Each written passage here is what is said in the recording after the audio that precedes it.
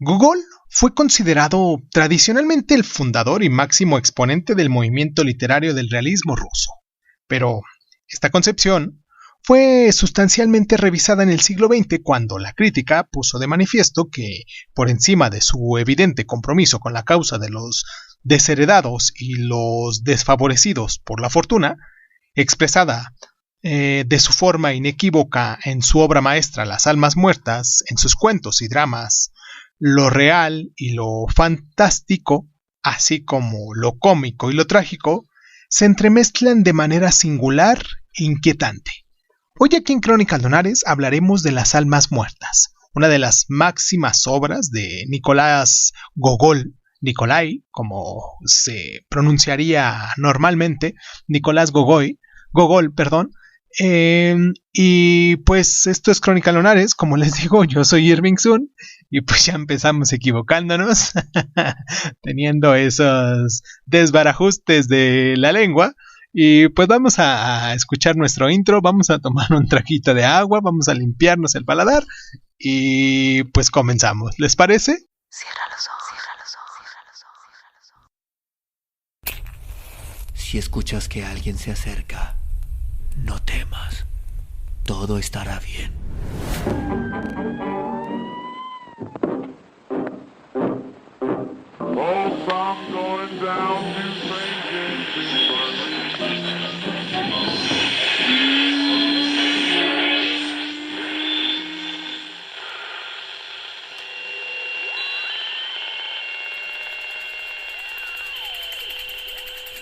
Estás escuchando Crónicas Lunares, el lugar donde entra por tus oídos. Bienvenido. Nikolai Vasilievich Gogol nació en Sorochinsky, en Ucrania, en el año de 1809 en el seno de una familia acomodada de pequeños terratenientes, lo que le proporcionó, como a muchos de nuestros escritores de los cuales hemos hablado anteriormente, una esmerada educación y una posición económica que le permitió trasladarse a sus expensas a San Petersburgo, que era el máximo centro intelectual de su época, para abrirse camino como escritor, vocación que sintió desde su primera juventud. De esta forma, pudo costearse la edición privada de su primera obra, llamada Hans Kutzenharten, un poema escrito antes de los 20 años, y la nula repercusión del mismo le hizo toparse con la realidad y buscar trabajo en la administración.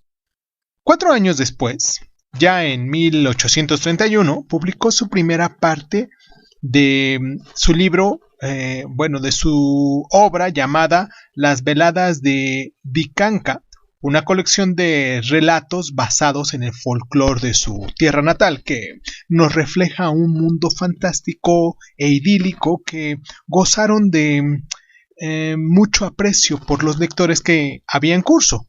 Su éxito, confirmado un año después con la publicación de su continuación, también le abrió las puertas del mundo literario y el trato con autores consagrados como Pushkin y entre muchos otros.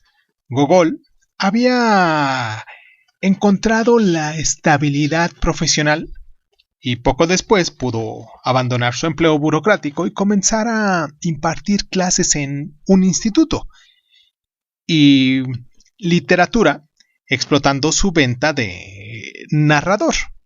Ya en 1835 publicó 2 nuevas colecciones de relatos, Arabescos y Migorond.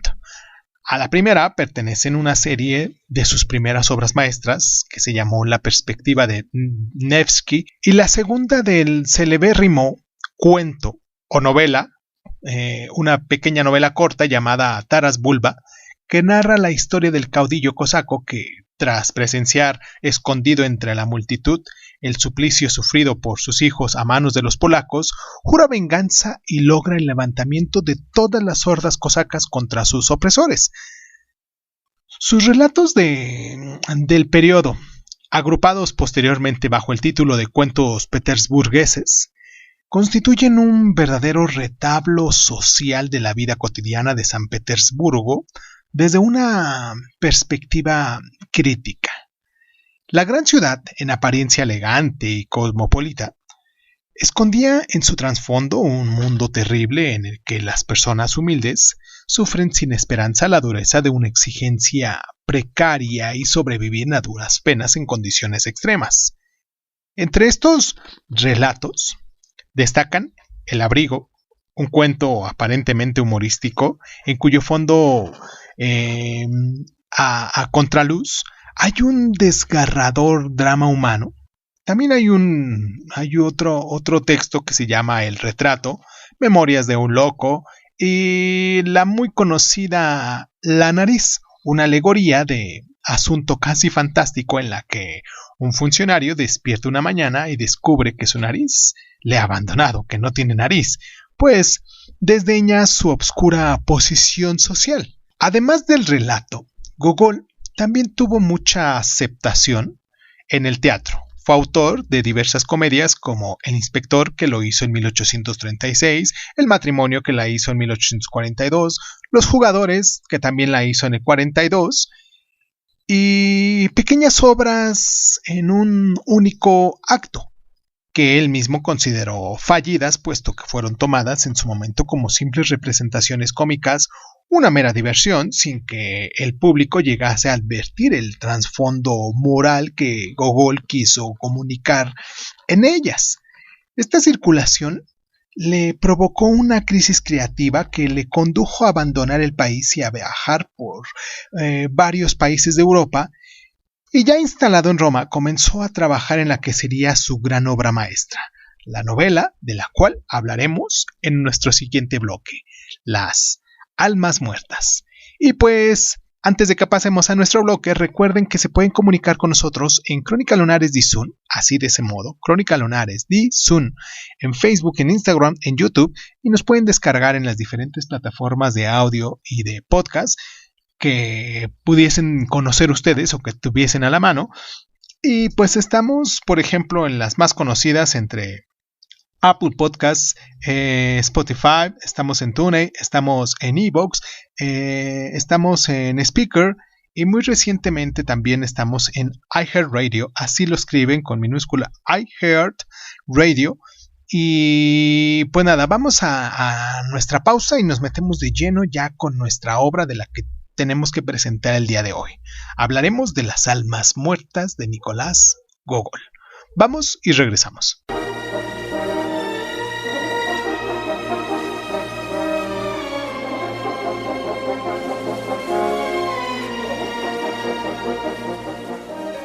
La trama de esta novelita es sencilla. En la Rusia zarista, accedían a las asignaciones de nuevas tierras aquellos propietarios que poseyeran un número determinado de almas, es decir, siervos de la gleba. El avispado Pavel Ivanovich Chichikov, para obtener este privilegio, recorre los territorios comprando a otros propietarios almas muertas, es decir, siervos que hubieran fallecido después de la elaboración del último censo para incrementar el número de los que ya se posee y así acceder a este beneficio. Esta es la excusa que permite a Gogol tratar una vasta panorama social de la Rusia rural y provinciana y sobre todo presentar una amplia galería de personajes, los propietarios con los que el protagonista negocia la tétrica compra, que constituye un amplio repertorio de las más diversas condiciones y caracteres humanos. Por lo general, en su vertiente más abyecta, personajes abúlicos, codiciosos, suspicaces, borrachos, avaros, calculadores. Chichikov ha establecido su centro de operaciones en una pequeña ciudad de provincias donde se hace pasar por un personaje pudiente y poderoso y recibe la adulación interesada y la sumisión de todo su vecindario. Pero el engaño es difícil de sostener y cuando la estafa está a punto de ser sacada a la luz y Chichikov desenmascarado, este debe poner tierra de por medio de forma precipitada. La obra estaba concebida para ser desarrollada en 3 partes, siguiendo el mismo esquema de la Divina Comedia de Dante, con un infierno, un purgatorio y un paraíso, pero quedó inconclusa. Gogol tan solo completó la primera de ellas, la que presenta los aspectos más negativos de la Rusia de su época, y aunque escribió parte de la segunda, la destruyó poco antes de su muerte.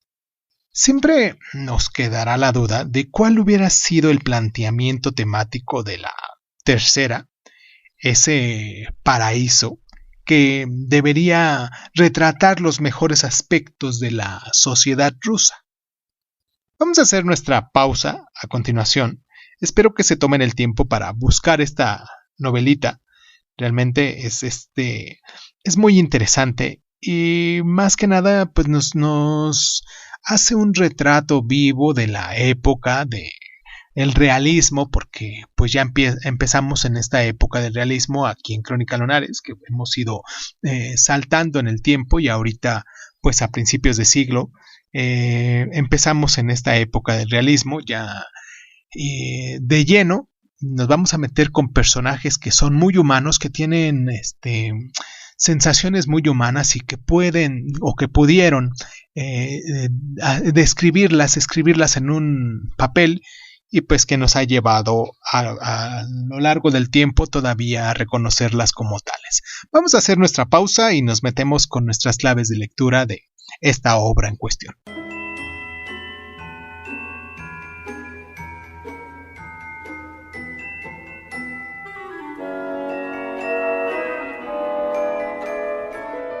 Cuando Gogol acometió su escritura, se hallaba sumido en una profunda crisis espiritual, dominado por el pesimismo existencial, por lo cual no es extraño que la imagen que transmite de la Rusia de su tiempo esté cargada de negras tintas. De los muchos personajes que aparecen en la obra, casi ninguno se salva. Todos ellos carecen de fe en la humanidad y, aun en su propio destino, viven sometidos al imperialismo supremo del beneficio propio y son esclavos del dinero. Formalmente, el estilo de Gogol destaca por su lenguaje imaginativo, por el uso de neologismos y de voces populares, de la riquísima adjetivación, de sus amplios recursos retóricos y el uso magistral de la hipérbole, que ha motivado que la crítica a menudo le considere iniciador de la prosa ornamental. Las Almas Muertas fue recibida con un gran entusiasmo, dándose la paradoja de que le gustó por igual tanto a los eslavófilos como a los occidentalistas, pese a sustentar doctrinas tan antagónicas. Los primeros vieron en ella una gran epopeya rusa y un reflejo de la esencia eterna del alma eslava, y los segundos, una muestra perfecta de la literatura comprometida y un espejo de una sociedad decaída y atrasada que invitaba a su regeneración. Gogol constituye el máximo exponente de la escuela natural que dominó la narrativa rusa a mediados del siglo XIX, y su influencia sobre toda la novela posterior es muy manifiesta.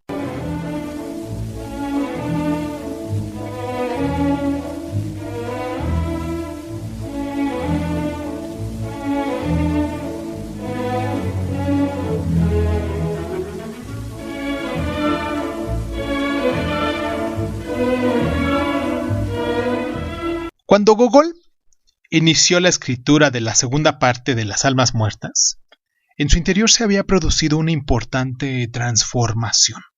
Su convicción de que la tarea del escritor debía asumir una función redentora y ejercer una función benéfica sobre el espíritu de sus lectores fue lo que le condujo a destruir en 1845 los pocos capítulos que llevaba escritos y a emprender 3 años después una peregrinación a Tierra Santa, sumido en una crisis mística que cada vez le acercaba más a una adhesión inquebrantable a la fe cristiana. La crítica que le había ensalzado Sintasa como el más alto exponente de la escritura independiente reaccionó ante esta transformación acusándolo de defender a la Iglesia Ortodoxa y al régimen zarista y tornando las antiguas alabanzas en severas críticas.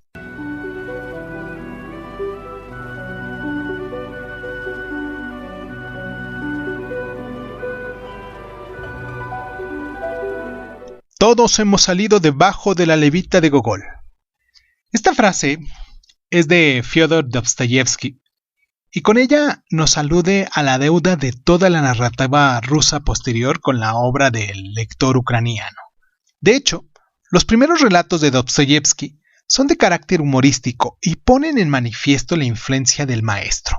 No deja de ser curioso que uno de los relatos más celebrados de Gogol sea precisamente el titulado El abrigo, que narra la historia de un pobre funcionario petersburgués, Akakievich, que ante la imposibilidad de remendar una vez más su viejo abrigo, se ve obligado a encargar uno nuevo al sastre e incurrir en un gasto desorbitado para su escasa entrada, su escaso peculio, y inevitablemente, la misma noche que estrena la flamante prenda, es víctima de un asalto callejero en el que se la roban. Imagínense, acude a la comisaría a denunciar el robo y no le hacen ningún caso, sigue sin acceder a una alta personalidad y casi nadie sale detenido por desacato. Al final de esta obra, El abrigo,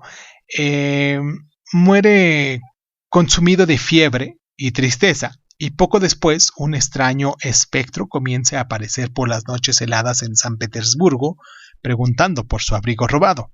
Es un relato humorístico con un trasfondo de conmovedor patetismo y una dura crítica social.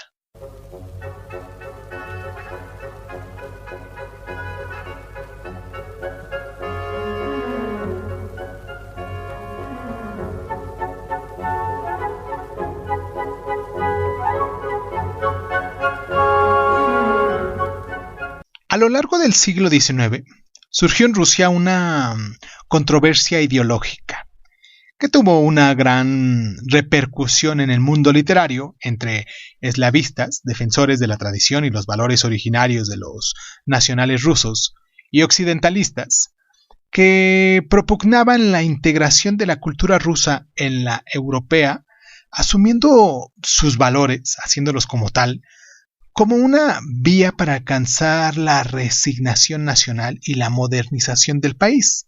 El crítico literario Vissarion Belinsky fue un decidido defensor del occidentalismo a través de sus colaboraciones en dos revistas más influyentes que había en su época, Anales Patrios y El Contemporáneo, esta última fundada por Pushkin.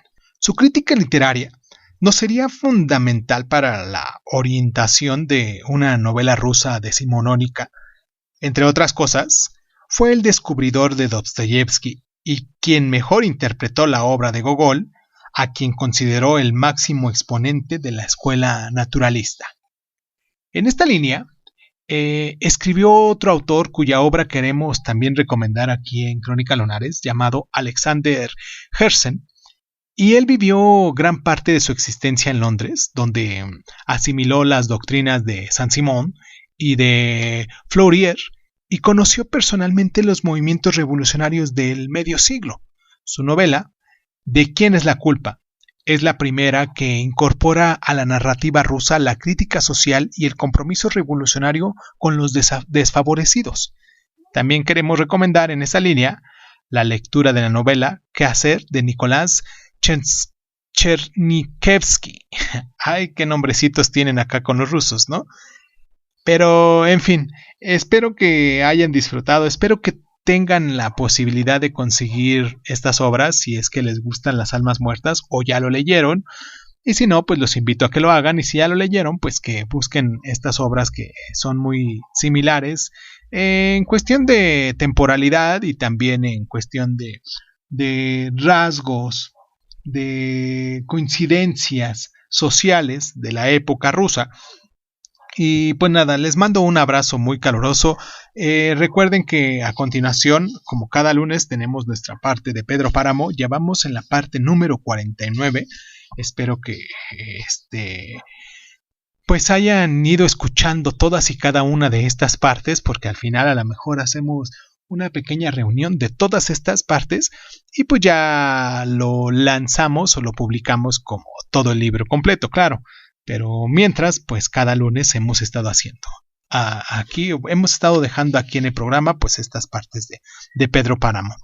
Un libro muy interesante también, por cierto, que nada le queda de ver a los rusos por cuestión del sentimiento y el existencialismo y también en cuestiones de la humanidad que se presenta, ¿no? Esa crítica social. Pero en fin, siendo 27 de junio del año del Señor 2022, les mando un abrazo, yo soy Irving Sun, esto es Crónica Lunares y los espero la próxima semana para hablar de Crimen y Castigo de Fyodor Dostoyevsky. Ya que estamos con los rusos, pues vamos a seguir con los rusos. Un abrazo muy fuerte y pues nos escuchamos la próxima semana. Bueno, me escuchan la próxima semana y pues muchísimas gracias. Y pues muchísimas gracias por estar.